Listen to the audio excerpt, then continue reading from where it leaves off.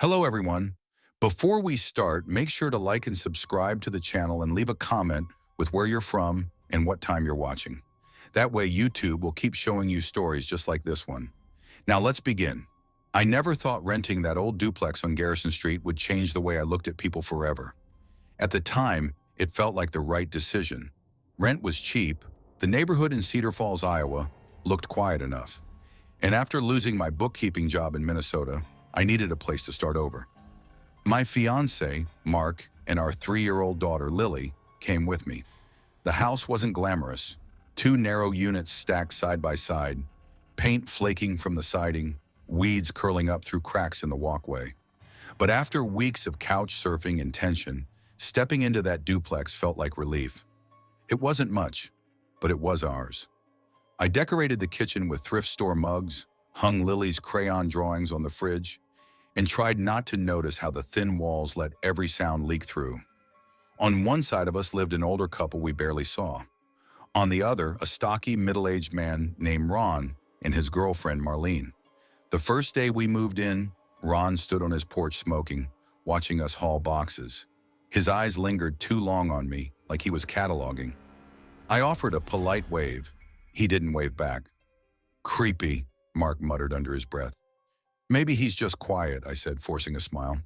But deep down, something in his stare crawled under my skin. The first few months were calm. I worked part-time at a laundromat down the street. Mark picked up handyman jobs wherever he could. Most of our days revolved around Lily, park visits, grocery trips, and cartoons before bed. We didn't have much, but we were happy. That's probably why I ignored the feeling at first. The one that prickled my neck when I stepped outside and saw Ron sitting on his porch, always watching. Or how Marlene would stop mid-conversation on their steps as soon as I came out, eyes flat, expression unreadable.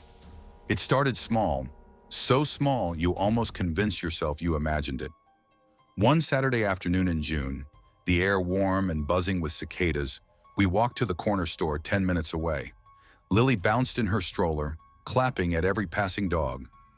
We weren't gone more than 20 minutes. When we came back, I froze at the steps. The lock looked wrong, fresh scratches around the knob, paint chipped away like someone had jammed something in it. Mark leaned closer, running his thumb along the gouges. "That wasn't here before. Someone tried to force it." My stomach dropped. At the back door, more marks, and faintly stamped above the knob, the outline of a boot print. "Who the hell?" I started, but Mark cut me off. "Get inside." Now for the rest of the evening, uneasiness clung to me. Whoever tried it knew we'd only been gone a short while. That meant they were watching. Days later, I noticed the bathroom window latch broken. A bottle of dish soap cracked open on the counter, as if dropped hard. Odd items, my hairbrush, Lily's building blocks, had a strange oily residue on them. Chemical smelling, slick on my fingers. One night, folding laundry, I whispered, "Mark, and does it feel like things keep moving?" He rubbed his forehead silent for a moment, then quietly, "Yeah," my heart squeezed, "so I'm not losing it." "No," he said grimly, "you're not." The moment that cemented my fear came a week later. I went to toss trash in the alley dumpster. When I lifted the lid, I froze. Inside was a short metal rod, one end wrapped in a dirty rag, a torn blue glove tied over it. My hands shook. That was the same material that left those smudges on our doors. Something told me, check their trash. I shouldn't have. But I did. Peeking into Ron and Marlene's bin, I nearly collapsed. Inside their black bag were my things. My old car title I kept hidden in a duffel bag in the closet. A few clothes, makeup, kitchen items. My chest pounded as their back door creaked open. Marlene stepped out, saw me near their bin. Her eyes widened before she turned and yelled inside. Seconds later, Ron appeared. Shirtless, belly heavy, skin slick with sweat. His eyes locked on me like I'd trespassed into something dangerous. Words tumbled out of me, trembling. "I know you've been in my house," Ron smirked. "Didn't steal anything." His voice was mocking, lazy. "I swear to God," my voice cracked, "if you come inside again, I'll burn your house down." He grinned wider, not scared, amused. I called the police. 2 officers came, listened half-heartedly. They ambled over to Ron's porch, talked with him for maybe 5 minutes, then came back. "Nothing we can do," one officer said flatly, handing me back my ID. "My stuff is in their trash," I protested, voice rising. He shrugged. "Could be a mistake." "Keep your doors locked," and they left. Ron stepped onto his porch minutes later, cell phone pressed to his ear. He grinned at me like he'd already won. That night, headlights swept the alley. Engines growled. Cars pulled up. 5, maybe 6. A lifted truck parked last, blocking our car in.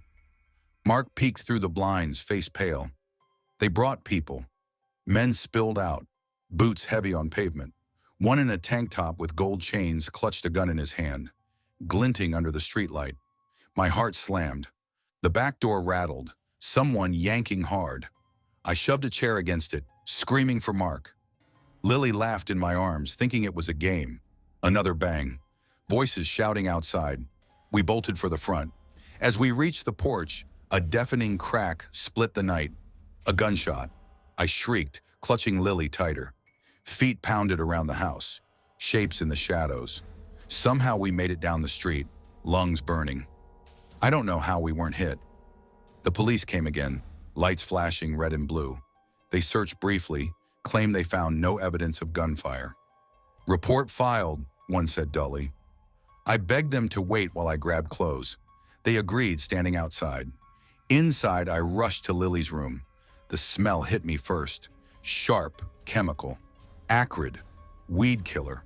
A whole gallon emptied across her carpet, her clothes, her diapers.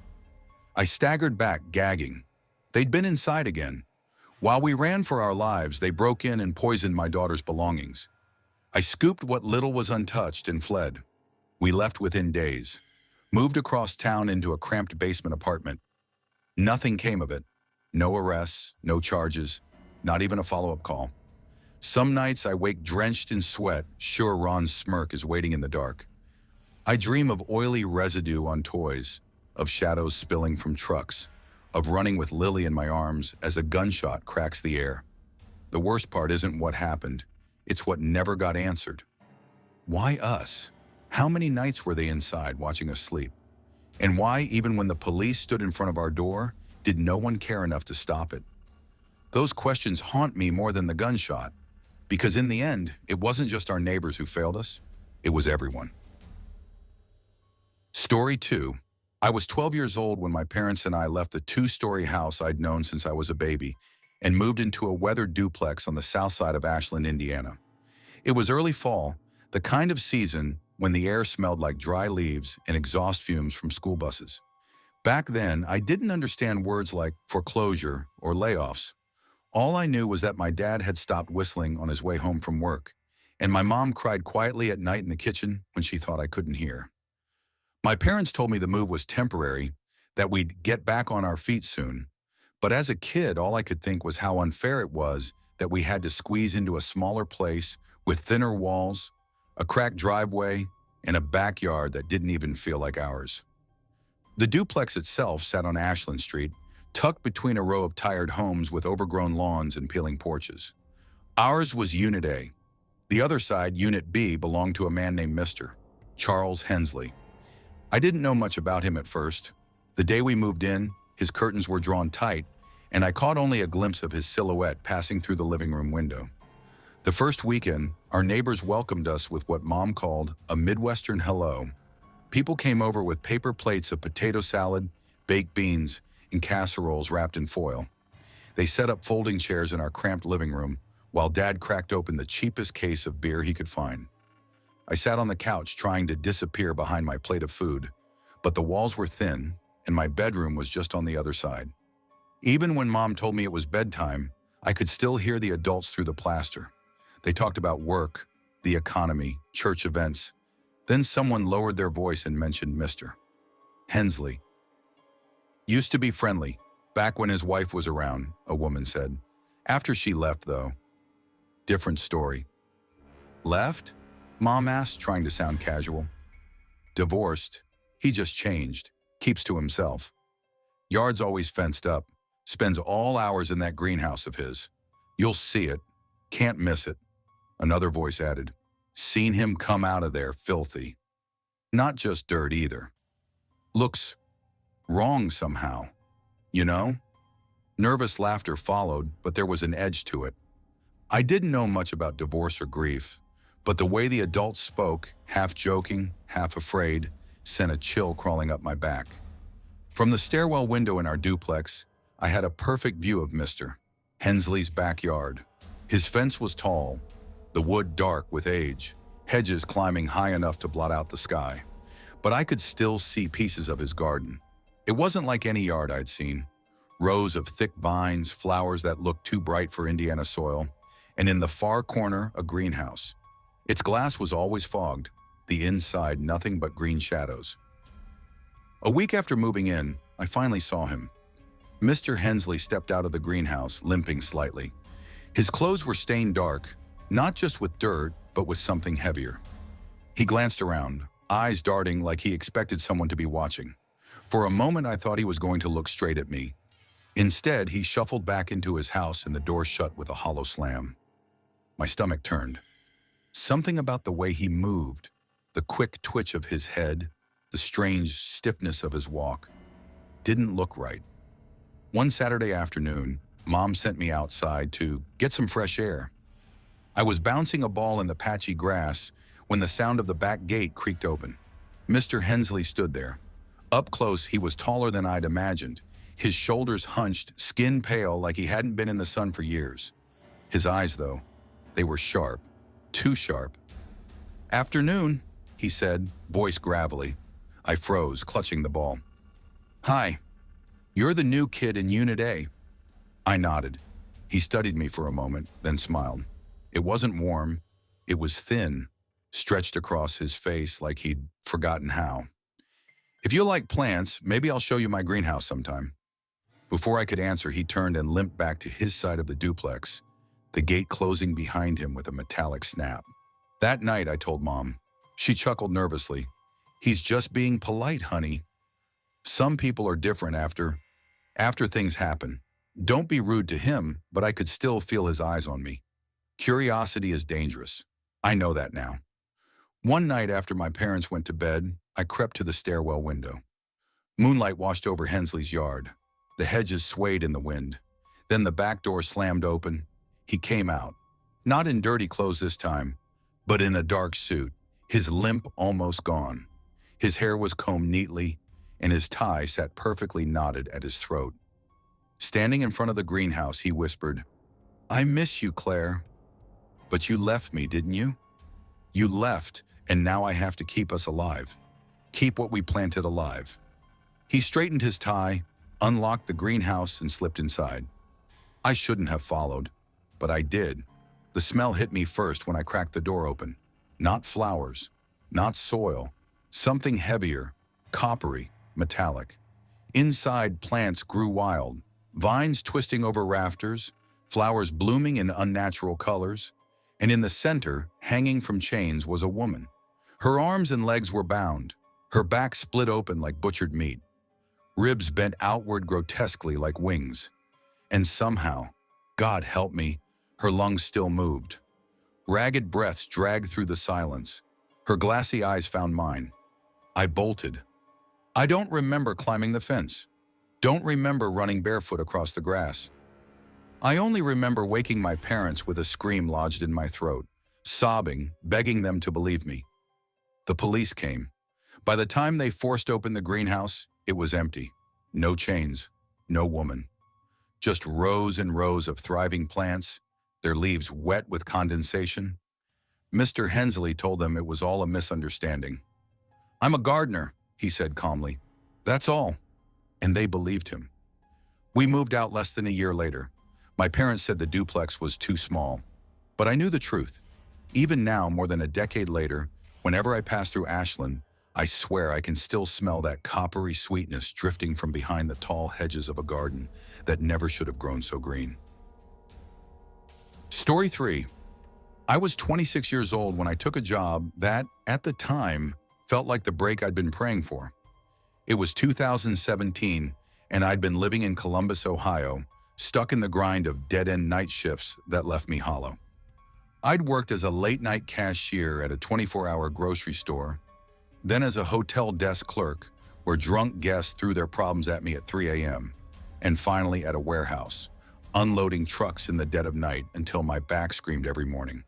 It wasn't that I was lazy, I just couldn't seem to find anything that gave me a sense of purpose or stability. My bank account was thin, my apartment was depressing, and my sleep schedule was wrecked. I was desperate for change. When I found the listing for a live-in home support aide on a local job board, I almost didn't apply. It sounded too good. Free housing, steady paycheck, a quiet environment. But after reading the description 3 times, I sent in my resume anyway. A week later, I was sitting in a Starbucks across from a woman named Caroline Whitfield. Caroline was a sharp-looking woman in her mid-50s, with blonde hair cut in a precise bob and clothes that whispered money. She explained that her son, Evan Whitfield, 22 years old, lived in a condo community in Havenbrook, a quiet suburb just outside the city. Evan, she told me carefully, had a complicated history. He'd been diagnosed with high-functioning autism as a kid, struggled with depression through his teens, and in the past 2 years had made reckless choices involving drugs and bad influences. He wasn't violent, she emphasized, but he was vulnerable, too trusting, too eager to let the wrong people in. "That's where you come in," Caroline said, sipping her coffee. "You'd live with him, make sure the apartment stays in order, help remind him with meals and medication. Most importantly, you'd be another set of eyes, someone to let me know if the wrong people come around." I nodded, thinking it sounded doable. She lowered her voice, leaning closer like she was about to tell me a secret. "There's one person in particular," she said. "Her name is Lena Crow. She's 37 but looks younger, tall, thin, long blonde hair. She floats between men, couches, and trouble. She has a way of manipulating Evan. She's not allowed in that condo under any circumstances. If you ever see her, you call me immediately." At the time, I didn't understand the weight behind her warning. Havenbrook was the kind of place I'd only seen in magazines. Manicured lawns, a golf course cutting through the neighborhood like a green ribbon, neat rows of townhomes and condos with stone facades and perfect shutters. Even the sidewalks seemed scrubbed clean.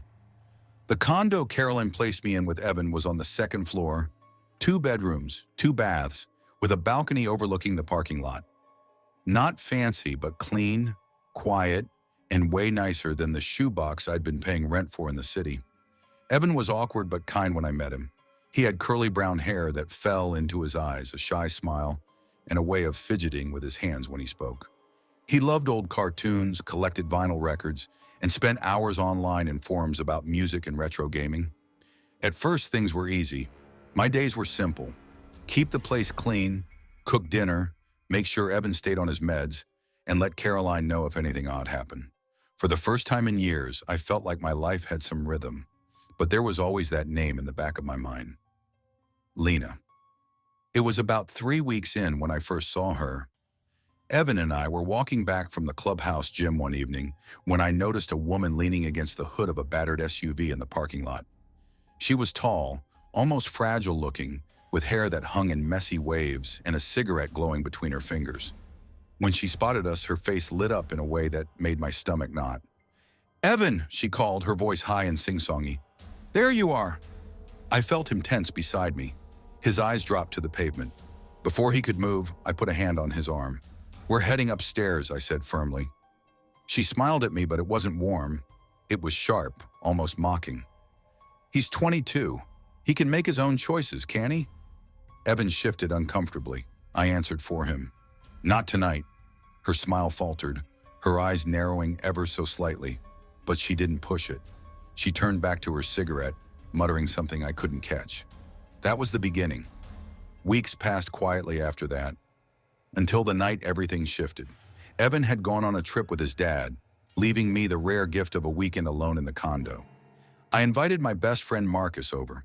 We grabbed a case of cheap beer, ordered greasy pizza, and spent the night on the couch watching old episodes of The Office. It was just past 11 p.m. when we heard the first knock. It was soft, almost polite. Marcus paused the TV. "You expecting someone?" "No." My stomach twisted. I crept to the door and peered through the peephole. My heart sank. Lena. She stood in the dim hallway light, pale and jittery, her eyes far too wide. "It's her," I whispered. "Don't answer," Marcus hissed immediately. I didn't. After a few seconds, she knocked again, louder. Then she drifted away down the hall. We exhaled in relief, until 5 minutes later, the pounding started. This time it was violent, rattling the door in its frame. "Evan," she screamed, "open up! You owe me money. I need a ride.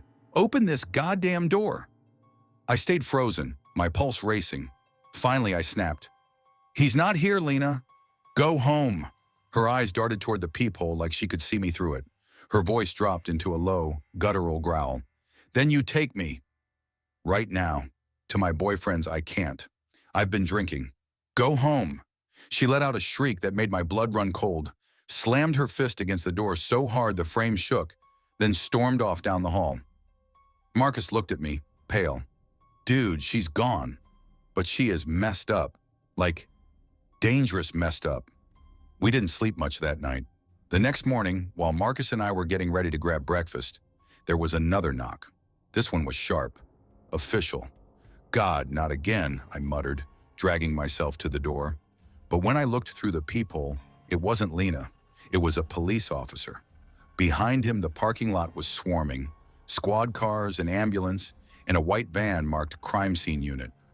Neighbors stood in clusters, whispering. "Good morning," the officer said. "We're conducting an investigation." "Did you hear or see anything unusual last night?" My chest tightened. We had an encounter with our neighbor, Lena Crow. She was here around 11. She was pounding on the door, screaming. The officer's expression darkened. "She's in custody." "Her father was found dead in his unit this morning." My blood ran cold. "Do you know if Evan owns a crossbow?" he asked. I froze. "Yes, but it's been missing for weeks." The officer exchanged a grim look with another detective. "We'll need you to come down to the station for some questions." Marcus muttered under his breath. "Holy shit." The story unraveled later. According to detectives, Lena had been spiraling, deep in withdrawal, desperate, unstable. She'd tried to convince Evan to drive her somewhere that night. When that failed, she turned to her father downstairs. He refused. The argument exploded. She grabbed the crossbow she'd apparently stolen from Evan weeks before and killed him in his own living room. Afterwards, she took his truck and led police on a high-speed chase that ended in a crash. When officers pulled her out, she was screaming about needing to check on her father. By then, the truth was already uncovered. I couldn't shake the image of her wild eyes at my door, her fists pounding against the wood. Knowing she'd likely come to me either right before or right after killing her father chilled me to the bone. Caroline flew in that same day. She hugged me so tightly I could barely breathe. "If she'd gotten inside," she whispered, "I don't even want to imagine what would have happened to you." Neither did I. The condo never felt the same after that. Every knock sent my heart racing. Evan struggled, racked with guilt, convinced it was somehow his fault. I did my best to comfort him, but the shadow of that night lingered over both of us. That's the thing about evil. It doesn't always come dressed as a monster. Sometimes it's your neighbor downstairs. Sometimes it's a knock at your door when you least expect it. And sometimes it's a pair of desperate eyes staring back at you through a peephole, right before everything changes forever. Story 4. I moved to Meadowbrook Court 7 years ago chasing quiet. That's what I told people when they asked why I left Chicago. I wanted mornings that didn't begin with sirens, weekends without the rumble of traffic outside my window. I wanted a street where people waved, where kids rode bikes until dusk, where you could grill in the backyard without smelling exhaust. The town I picked, Havenbrook, Illinois, wasn't glamorous, but it was steady. The kind of place with one high school football team, one grocery store, and neighbors who remembered your name. Meadowbrook Court was a cul-de-sac with 8 houses each, with its own patch of lawn and maple trees that turned fire orange in fall. The first few years were everything I wanted. Cookouts, block parties, Christmas lights that turned the street into something out of a postcard. But every neighborhood has that house. The one people whisper about, the one you walk past a little faster. Ours belonged to Raymond Clark. Raymond lived in the largest house at the curve of the cul-de-sac, a brick 2-story with columns out front and a driveway big enough for 4 cars. The first time I saw his yard, I thought it was fake. Grass trimmed to perfection, hedges cut like they'd been measured with a ruler. Not a leaf out of place, not even in November when the rest of us were raking piles knee-high. At first I thought he was just obsessive, but obsession was too soft a word. Raymond didn't treat his lawn like pride. He treated it like scripture. Every Thursday, without fail, a landscaping crew rolled up in a green truck. And every Thursday, Raymond stood outside on the porch in a starched polo, barking orders like a drill sergeant. "You call that straight? Look at the line, look!" His voice carried clear across the court.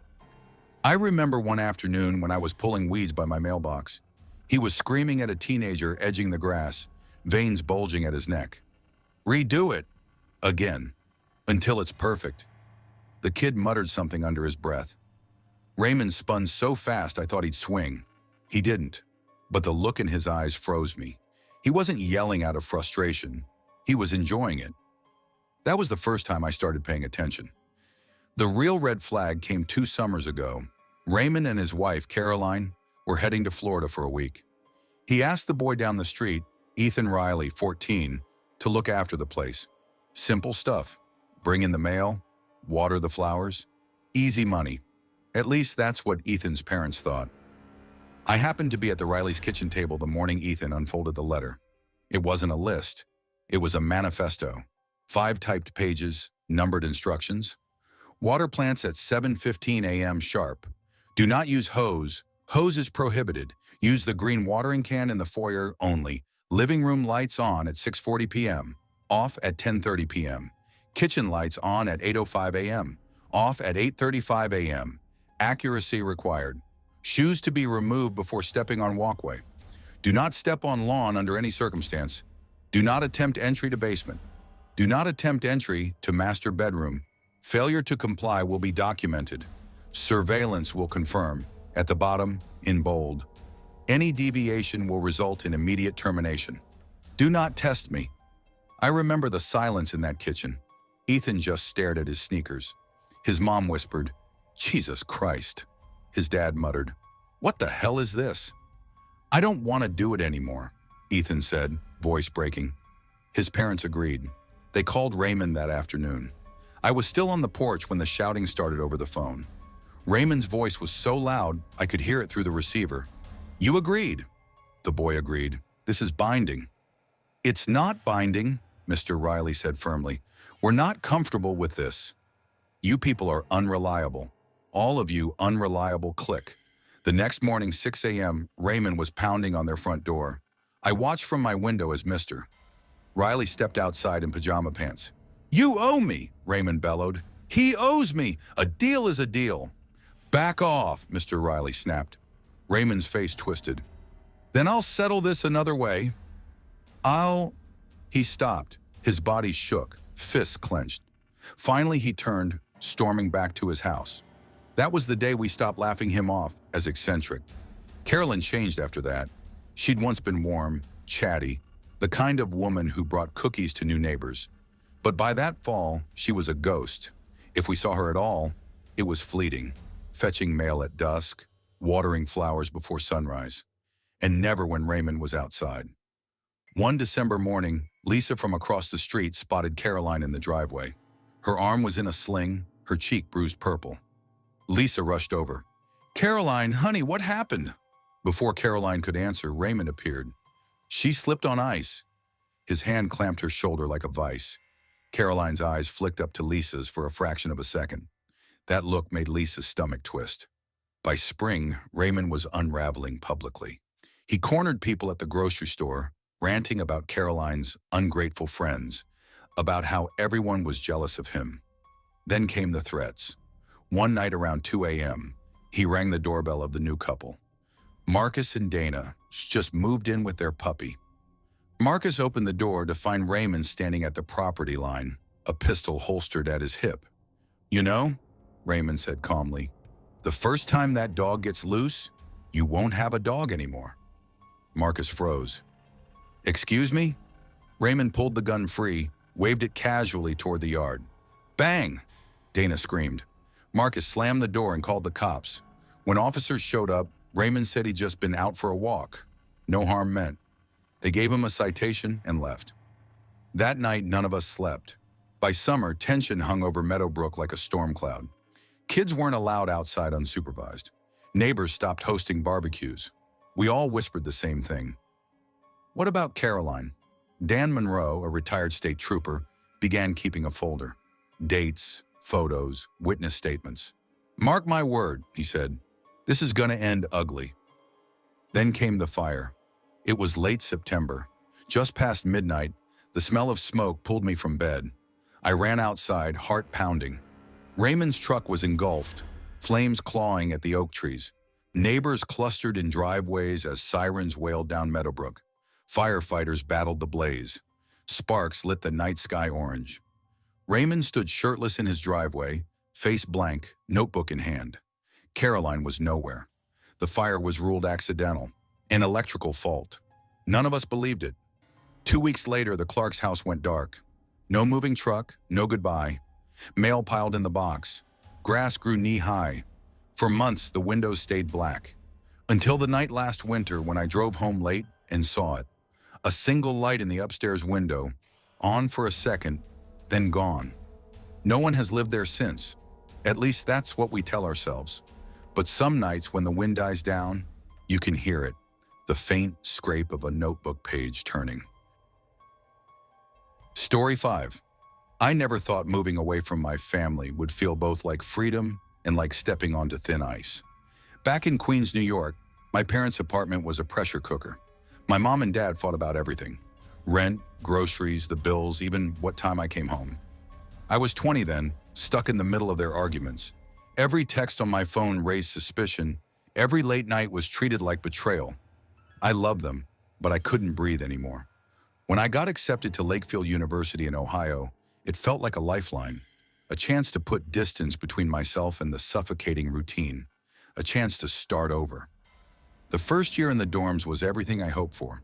My own room, cheap cafeteria food, late-night movies with people I barely knew but already felt close to. I learned what independence really meant, not just cooking pasta and budgeting laundry quarters, but choosing who I surrounded myself with. That's also when I met Ryan Mitchell. He wasn't serious at first, just this lanky guy with a crooked smile who hung around my friend group, always ready with a dumb joke or a cigarette when the night dragged too long. But somewhere between the late-night pizza runs and the mornings we stumbled into class half asleep, he became more than just a friend. By the time spring semester ended, I realized I couldn't imagine being here without him. So when second year came, and a few of us decided to rent a student house off campus, it felt like the next step. A real house, a yard, walls not made of paper, freedom layered on freedom. The place we found was a 2-story terrace on Maple Avenue, a quiet street lined with narrow sidewalks and cars squeezed bumper to bumper. My bedroom was on the ground floor, tucked in the back. It had a window that opened into a tiny yard, separated from the alley by a wooden gate that leaned to one side like it was tired of standing. "Not bad," Ryan said the first time he helped me move in, dropping my box of books onto the mattress. "Not bad at all," I replied, though I couldn't stop staring at that crooked gate. Its single latch looked older than me, rust chewing the edges. We tied it shut with a piece of rope to keep it from swinging open. But even then, every time I went outside for a smoke, I couldn't shake the feeling that it wouldn't hold if someone wanted through. The neighbors on our left were quiet, an older couple who mostly stayed indoors. On the right, though, was a different story. Same kind of house, but the people inside were older than students, late 20s, maybe 30s. They didn't act like they belonged on a college street, loud parties on Tuesdays, screaming matches at 2 in the morning. Once I heard glass shatter, followed by yelling in a language I didn't understand. I told myself it wasn't my business. People drink, people fight. Students do worse, but I was wrong. It was late September, a few weeks after we moved in, when the first police sirens cut through the night. I thought it was drunk kids at first until the blue lights bounced across our walls. Me and 2 flatmates slipped outside, curiosity pulling us onto the pavement. One of the men from next door stood in the street, shirt ripped and soaked in blood. His arm was sliced open, his forehead gashed. Another man was shoved into the back of a police van in handcuffs. I caught the word knife from one of the officers. Holy shit, Ryan whispered beside me. The injured man staggered, nearly collapsing. Instinct overrode fear. Are you okay? Do you want help? I called. His head turned. His eyes were glassy but sharp. Yeah, love. Just, can I come inside? Clean up? Something in me recoiled. The grin he forced didn't reach his eyes, but he was bleeding. I couldn't just leave him. Against my better judgment, I opened the door. The bathroom's that way, I said quickly, pointing down the hall. You're kind, he muttered, brushing past. His gaze lingered on me longer than it should. Most people wouldn't. My flatmate fetched an old t-shirt, and he muttered thanks while dabbing at his wounds. But his eyes never left me. At one point, he leaned close enough for me to smell the iron in his blood. You've got pretty hair, he whispered. Bet your boyfriend doesn't appreciate it enough. My chest tightened. Okay, you should head home now. He chuckled low, muttering something under his breath before stumbling out the door. That was the last time I willingly spoke to him. For a while, I avoided him. If he smoked on the curb, I kept my head down. Until one afternoon outside the corner store. Hey, love, he called, walking straight toward me. I pretended not to hear, but he blocked my path. His breath reeked of weed. Why are you ignoring me? Thought we had a connection. I've got to go, I muttered, trying to sidestep. He grinned, teeth yellowed. No worries. I'll just wait at yours. We can talk there. My stomach dropped. Don't. But he was already heading down the street toward my house. I called Ryan in a panic. He wasn't home. When I turned the corner, there they were. Him and another guy from his house, sitting on my doorstep like they belonged there. I couldn't face them. I lingered by the shop almost an hour until they finally left. By the time I got home, my hands were shaking so bad I barely got the key in the lock. After that, things spiraled. The gate in the yard, our rope tie cut clean through, open at night, again and again. None of my housemates admitted to it. Amanda, just don't use the yard, Ryan told me over the phone. I'll fix it properly when I'm over. We replaced the rope. The next week, it was cut again. The fights from next door got worse. Furniture slamming, screams ripping through the night. Once I swear I heard someone begging. We called the council. Nothing happened. It was late October when it all came to a head. Ryan was staying over. He's a heavy sleeper, but that night around 3 a.m., he shook me awake. Shh. Do you hear that? I held my breath. At first, nothing. Then whispers. Faint, low voices from the yard. The gate slammed open. Wood cracked against brick. Footsteps crunched on gravel. Right beneath my window. I'd left it cracked open because of the heat. Don't move, Ryan whispered. The voices grew louder. One rattled the back door handle. Soft, then harder. My heart hammered. My curtains were drawn, but I heard them right outside. Then, the creak of my window being pushed wider. I swallowed a scream. Ryan gripped my hand. Go! Now we ran barefoot. No shoes, no coats. Out the room, out the front door, sprinting down the street. I dialed my flatmates, screaming into the phone, "Lock your doors!" Then I called the police with shaking fingers. The patrol car came in minutes. By then, the men had scattered. One was caught in the alley, a kitchen knife in hand. The other, a few streets away, laughing like it was all a game. The raid on their house turned up meth, heroin, more knives. One of them was sentenced to 2 years for intent to cause harm. None of that erased the image burned into my skull. The window frame creaking, whispers in the yard, a knife glinting in the dark. Back in New York now, I still wake at the faintest sound. Sometimes I dream of footsteps on gravel, the gate swinging open. Ryan says, "It's over." They're gone, but I can't stop thinking, what if he hadn't woken me? What if the whispers had made it inside? I'll never know. Story 6, I was 11 years old, almost 12, when everything in my life took a turn I could never have predicted. Back then, my world was small. My mom, our 2-bedroom apartment, and the narrow streets of Maplewood, Connecticut. Maplewood wasn't the kind of place people bragged about living in. It was one of those faded towns off the interstate, the kind where the old factories had closed years before, leaving behind rusting smokestacks and whole neighborhoods of people just trying to get by. Our apartment sat inside a once grand Victorian house that had been carved into three separate units sometime in the 70s. The place creaked and leaned in ways that reminded you how old it was. The basement apartment was dark and damp, rented by a man named Mr. Holbrook, who I almost never saw. My mom and I had the first floor. Upstairs was where Lena lived. Lena was in her early 30s, always dressed like she was going out, even when she wasn't. Bright red lipstick, loud perfume, and laughter that carried through the floorboards. To me, she seemed exciting, like she belonged to a different world than our quiet dinners, and my mom's tired sighs after long shifts at the diner. My mom had warned me about Lena early on. "She's got her own troubles," Mom told me one night while folding laundry at the kitchen table. "What kind of troubles?" I asked. "The kind that make her life messy. You don't need to be part of it." At the time, I didn't really understand. Later, I'd learned Lena dealt drugs, cocaine mostly, sometimes pills. But as a kid, all I knew was that her apartment smelled like a strange mix of cigarettes, cheap perfume, and something sharp that stung my nose when the heat kicked on. It was just me and Mom since I was 3. My dad was a name I'd seen on old paperwork but never met. Mom worked double shifts at Willow Diner, a 5-minute walk from our place if you cut through the alley. She was one of those people who seemed to carry both exhaustion and determination in equal measure. She'd make sure dinner was ready before work, tape notes to the fridge reminding me of phone numbers, and kiss the top of my head before heading out. Most nights I didn't mind being alone. I was at that in-between age, too young to be trusted with big responsibilities, but old enough to enjoy the freedom of watching TV late or making boxed macaroni on my own. Sometimes I'd sit on the couch with a blanket around me and imagine I was older, independent, living my own life in some city where no one knew my name.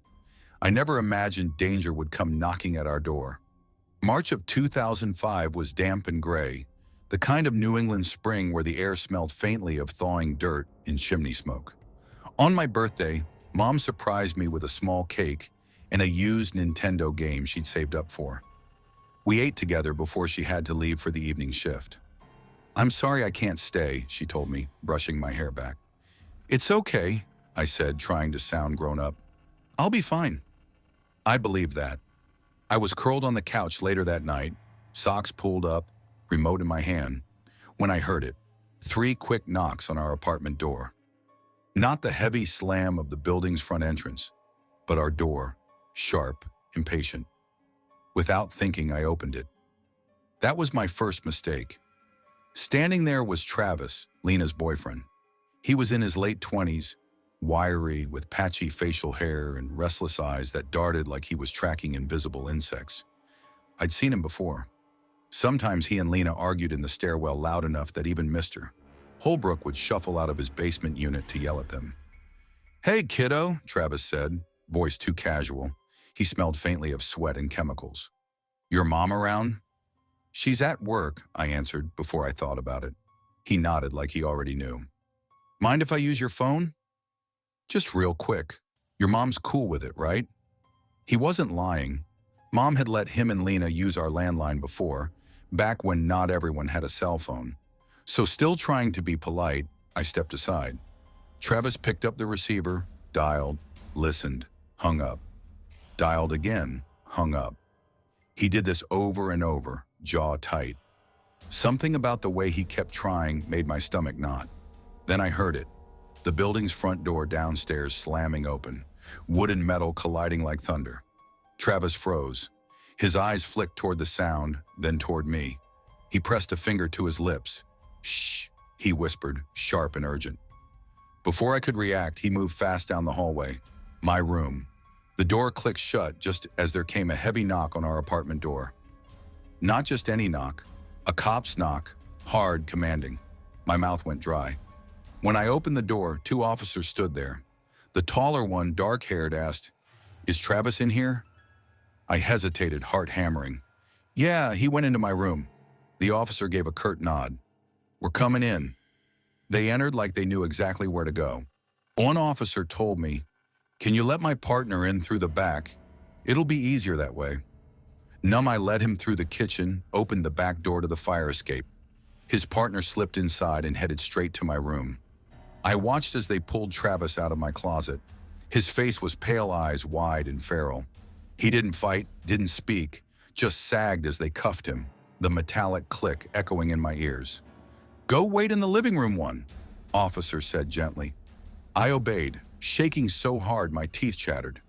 Minutes later, I heard the back door open, then close. Silence. When I peeked out the window, the patrol car was already pulling away. Travis in the back seat. The second the taillights disappeared, I locked every door, grabbed my jacket, and ran. 2 blocks never felt so long. My chest burned as I pushed into the diner, breathless and crying. "Sam?" My mom's voice cut through the clatter of dishes. She hurried from behind the counter, wrapping me in her arms. I stammered the whole story. Her face darkened, jaw tight with anger. "That son of a—" She cut herself off, cupping my face. "Listen to me.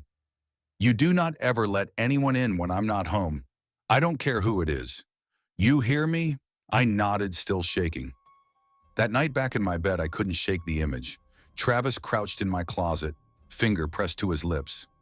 The way the cops dragged him out like they already knew he'd be there. I never found out what he was wanted for. Mom never told me, maybe because she didn't know. Maybe because she wanted to protect me. A few months later, Lena moved out. No goodbye. No explanation, just gone. The upstairs apartment stayed empty a long time after that. Even now, 2 decades later, sometimes I wake in the middle of the night, convinced I can hear that knock again. Loud, insistent, inescapable. And I think about how easily everything could have gone differently if the police hadn't shown up when they did.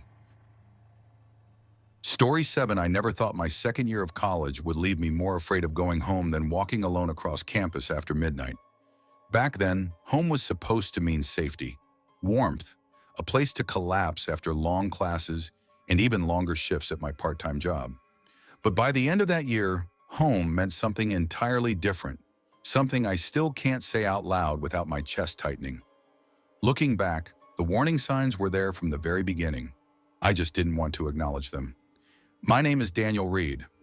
I grew up in Scranton, Pennsylvania, the kind of town where people either work at the warehouses, the hospital, or leave as soon as they graduate. My parents didn't have much. Dad worked nights driving a truck for a grocery chain. Mom did shifts at a dental office. I was the first in my family to get into a decent university, Riverside University in upstate New York. My freshman year, I was lucky enough to get a dorm room. It wasn't glamorous, but it was predictable. My roommate James was clean, quiet, and most importantly, normal. But sophomore year, the housing lottery didn't go my way. Every dorm was full. The university's overflow housing was a joke. I scrambled through Craigslist, the student housing office's dusty corkboard, even Facebook groups. Most options were out of my budget. The one I ended up with wasn't a dorm at all. It was a co-op housing community about 15 minutes from campus by bike. 3 creaky Victorian houses converted into shared living spaces. They called it Ashford House Collective, like some kind of artsy commune. It was cheap, and when you're 20, broke, and desperate, cheap matters more than anything else. The first day I hauled my suitcase up those uneven porch steps, I could tell it wasn't going to be easy. The paint was peeling, the banister wobbled, and the whole place smelled faintly of damp wood. Inside, the narrow hallways were lined with mismatched shoes, laundry baskets, and bicycles chained to stair rails. My room was on the second floor, a small space with a window that faced the street, a squeaky bed frame, and a closet barely big enough to fit a few shirts. It wasn't much, but it was mine. Most of the residents were students, sophomores like me, a handful of juniors, some grad students. There were exceptions, a couple of teaching assistants, and 2 guys in their late 20s who had paused their degrees years earlier. But one person stood out immediately. Her name was Margaret Hale. Everyone called her Maggie, though never to her face. She was in her late 50s, maybe early 60s, with thinning gray hair that looked like it hadn't been brushed in days. She walked with a stiff limp, her left leg dragging just slightly with each step. She rarely spoke, and when she did, it was in this flat, almost robotic tone, like she was repeating words someone else had written for her. Most of the time, she just stared, unblinking, silent, watching. I remember whispering to another new resident, a girl named Haley, Is she like faculty or something? An alum? Haley just shrugged. She's just here. Been around forever. Don't worry about it, but I did. I couldn't stop. The first time Maggie unsettled me was about a week after moving in. I was in the kitchen with half a dozen other students. Music playing low from someone's phone, people laughing, chopping vegetables, boiling pasta. And then I noticed her, standing perfectly still in the corner.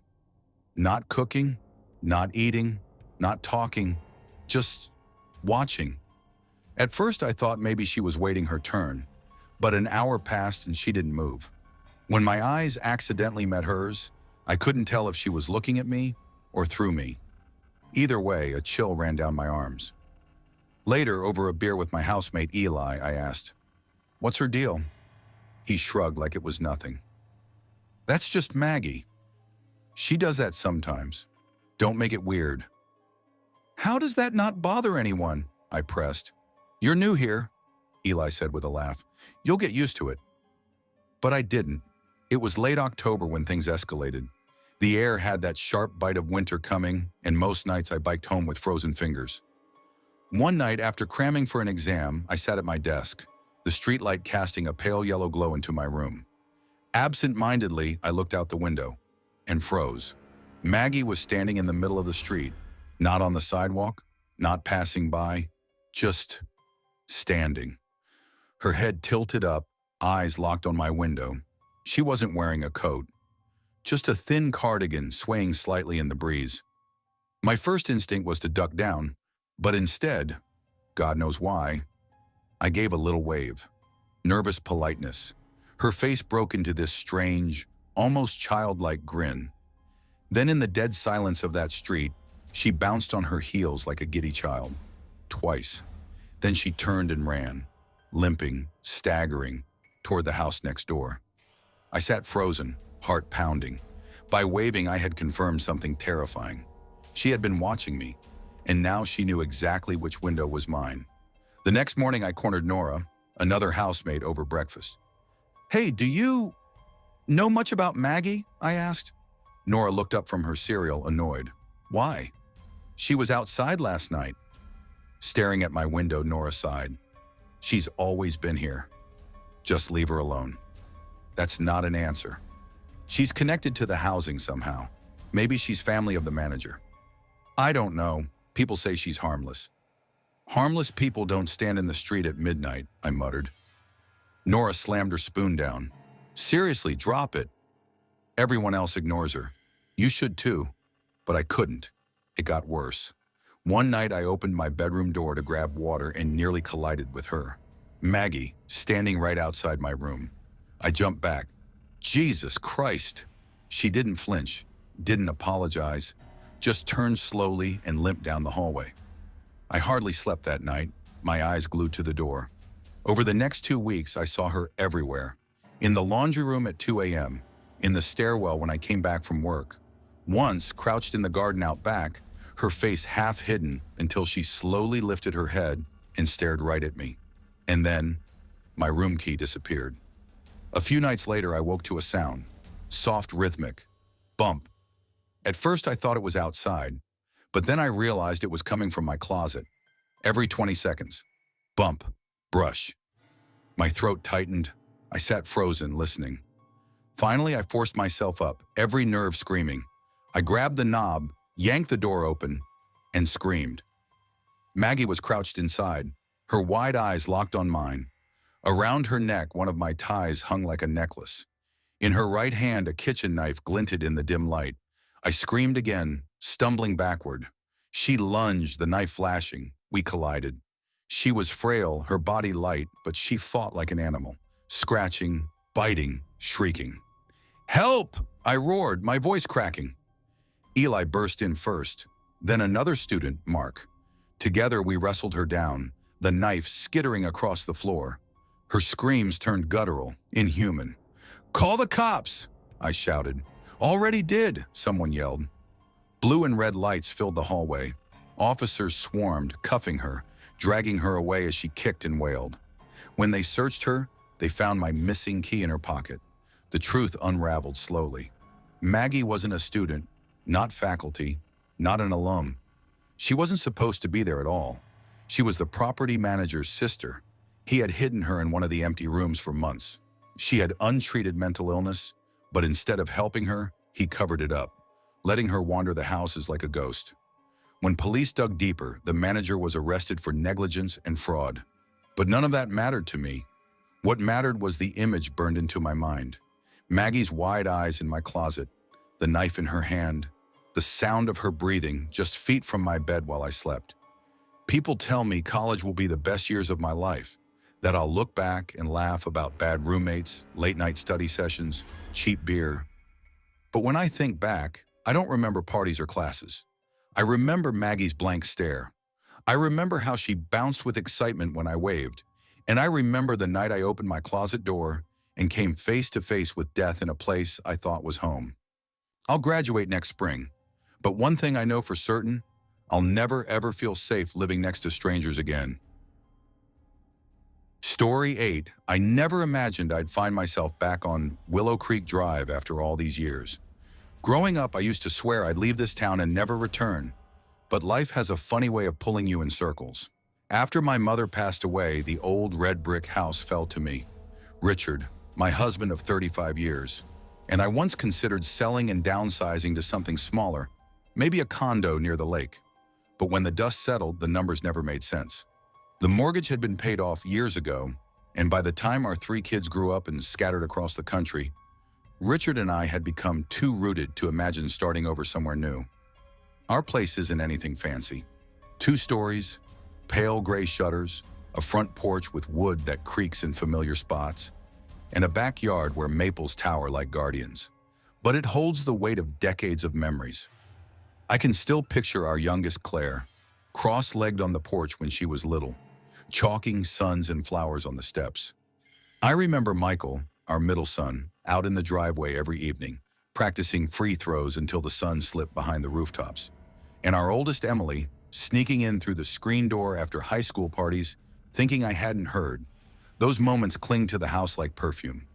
Now, though, it's just Richard and me.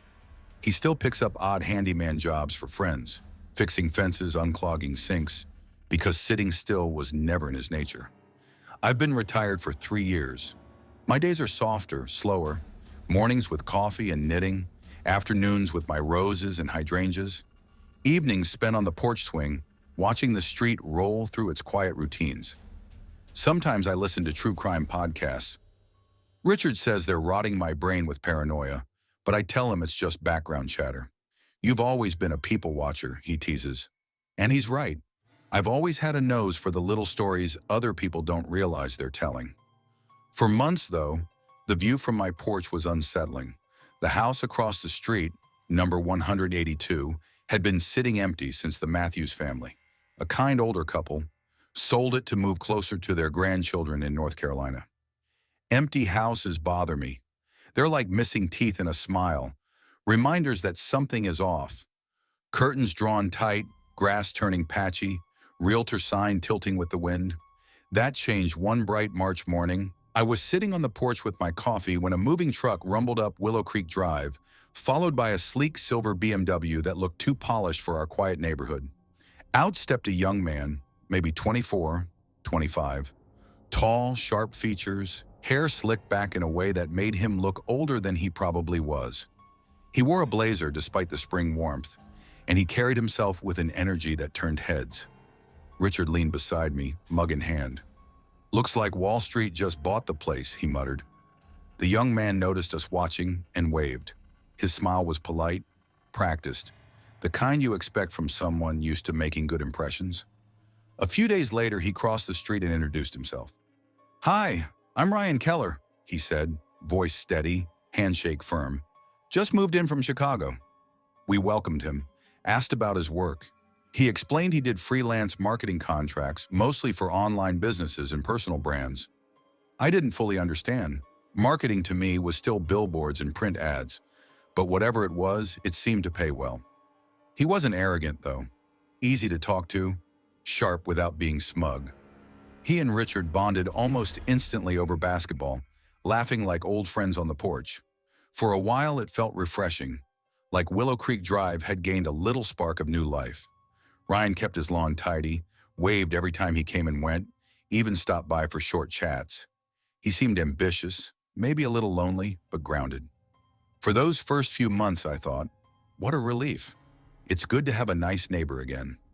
Then I started noticing her. The first time was a warm Sunday afternoon. I was pruning roses when a white convertible pulled up in front of Ryan's house. Out stepped a young woman, no older than 22, with long blonde hair that shimmered in the sunlight. She wore a short dress and heels, more suited for a nightclub than our suburban street. Without knocking, she let herself in with a key. I raised an eyebrow, but told myself it must be his girlfriend. But then came the strange pattern. Sometimes she arrived when Ryan wasn't home. She'd slip inside as if she owned the place, never staying long. She was in and out, purposeful, almost efficient. Weeks passed and my unease grew. One July afternoon while watering my hydrangeas, I heard shouting. Across the street, Ryan and the blonde stood in his driveway. His voice was sharp, urgent. "You don't get to just show up whenever you want," the girl snapped back louder. "You never answer me. What are you hiding from me, Ryan?" Her hands cut through the air. Neighbors' curtains twitched. "Ellie, this isn't working," Ryan said, his voice breaking. "We need space." Time apart. That was the first time I heard her name, Ellie. She glared at him, eyes bright with anger, and then slammed herself into the convertible, peeling away with tires screaming. After that, everything changed. Her visits grew frequent, reckless. Sometimes I saw her parked there late at night when Ryan was gone. Other times I'd catch the glint of her hair slipping through his front door like a shadow. One evening, I whispered to Richard on the porch, "She's inside again." "He's not home." Richard lowered his newspaper just enough to look at me. "Not our business, Margaret." Let the boy figure out his own mess, I tried. I really did. But the pit in my stomach deepened each time I saw that white car. Then came the night that shattered everything. It was just past 2 a.m. when I woke to the wail of sirens. Red and blue lights splashed across our bedroom walls. Richard and I scrambled outside, joining neighbors in robes and slippers. Number 182 swarmed with police cruisers and an ambulance. My breath caught when officers led Ellie out in handcuffs. Her hair was tangled, her dress stained dark. She didn't scream or resist. She just stared ahead, hollow, as though she'd already left her body. Moments later, paramedics wheeled Ryan out on a stretcher. His shirt was drenched in blood, his face pale, lips barely moving. I gasped so loudly an officer turned to look at me. Ryan survived, barely. A week later, he returned home. Thinner, frail, bandages still visible under his shirt. Richard and I went to check on him. He let us in without hesitation. The house was stripped bare, boxes stacked like he was already halfway gone. He sat heavily on the couch, voice hoarse as he explained. "Ellie stole my spare key months ago. She copied it. She tracked my phone, broke in when I wasn't home. His hand trembled against his bandage. "She planted cameras in my bedroom, in my office. Every time she came here, she was changing batteries, moving things. She wanted control. She said if I didn't do what she wanted, trips, dinners, jewelry, she'd ruin me. Leak things." His eyes went distant. That night I told her it was over. Really over. She came back with a knife. If the police hadn't gotten there, he trailed off. Richard placed a hand on his shoulder. "You'll get through this, son." "You will," but I could see it. Ryan was changed, haunted. 2 weeks later, the BMW was gone. Curtains drawn tight. Number 182 sat empty again. Now every morning, I still sit on my porch with coffee. The neighborhood looks the same. Kids ride bikes, sprinklers hiss, dogs bark behind fences. But across the street, I only see the memory of flashing lights, the echo of sirens. And I wonder how many of us live beside people whose stories we never really know, until it's too late. Story 9. I never imagined my first apartment would stick with me for the rest of my life. When I moved out of my parents' house, I thought I was just buying freedom, a little space of my own, nothing more. I wasn't searching for memories, let alone nightmares. But looking back now, every creak of that building, every shadow in that hallway, was leading me towards something I can't forget, no matter how many years pass. I grew up in a working-class family in the suburbs outside Columbus, Ohio. My parents weren't unkind, but they had a strict blueprint for how life was supposed to go. College at 18, steady job by 22, marriage before 25. It was like they had my milestones engraved on a calendar before I'd even learned to drive. I always felt suffocated by that. I wanted space, freedom to make my own mistakes. By the time I turned 21, I was desperate to get out, even if it meant scraping by with next to nothing. That's how I ended up at Maple Court Apartments, a tired red brick complex built sometime in the 70s on the edge of town. It was wedged between a half-abandoned strip mall and an old auto shop that had more rusted shells than working cars. The place was ugly with cracked sidewalks and peeling paint on the balconies, but the rent was cheap. And when you're young, cheap feels like freedom. I moved into Unit 3A, third floor, corner unit. The carpet was permanently stained, the kitchen appliances groaned like they wanted to die, and the bathroom tiles were the color of nicotine. But it was mine. The complex had about 30 units, filled with a mix of college kids, single parents, and folks just trying to get by. It was noisy, music bleeding through the walls, kids running up and down the stairwell, arguments echoing across balconies. But it felt alive, except for one neighbor. Directly across the hall from me was Unit 3B. Nobody knew the guy's real name. He was just the man in 3B. He never talked, never smiled, never even nodded when you passed him. Most nights, if you went down to the laundry room in the basement, you'd find him there, just standing, not folding clothes, not using a machine, just standing with this blank gray look on his face. His clothes never changed. Faded jeans, a dark hoodie, scuffed work boots, same thing every day, as if he had nothing else in his closet. People whispered about him, the complex creep. Every low-rent building seemed to have one. The unspoken rule was simple: keep your head down, mind your business, and hope he kept to himself. For a while, that's what I did. But then there was Rachel. Rachel Martin lived in Unit 3C, right next to the man in 3B. She was 20, maybe 21, a sophomore at Columbus State, studying nursing. She had dark hair she always wore in a messy bun, and this hurried way of moving, like she was late for something, even when she wasn't. She didn't talk much, but because our walls were paper thin, I knew more about her than I should have. I'd hear her on the phone late at night, sometimes laughing, sometimes crying, sometimes whispering so quietly I had to press my ear to the wall to even catch a word. Every now and then she'd bring someone over, usually a guy. Those nights I didn't sleep much, but she seemed normal, just a little troubled, just like me. Until the night everything went wrong. It was a Saturday in early spring, one of those nights when the air is damp but the heat hasn't fully broken yet. A few neighbors and I were out in the parking lot, drinking cheap beer and complaining about the landlord. By the time I stumbled back upstairs, it was nearly 2 in the morning. I collapsed into bed. Sometime later, maybe half an hour, I woke to the sound of shouting.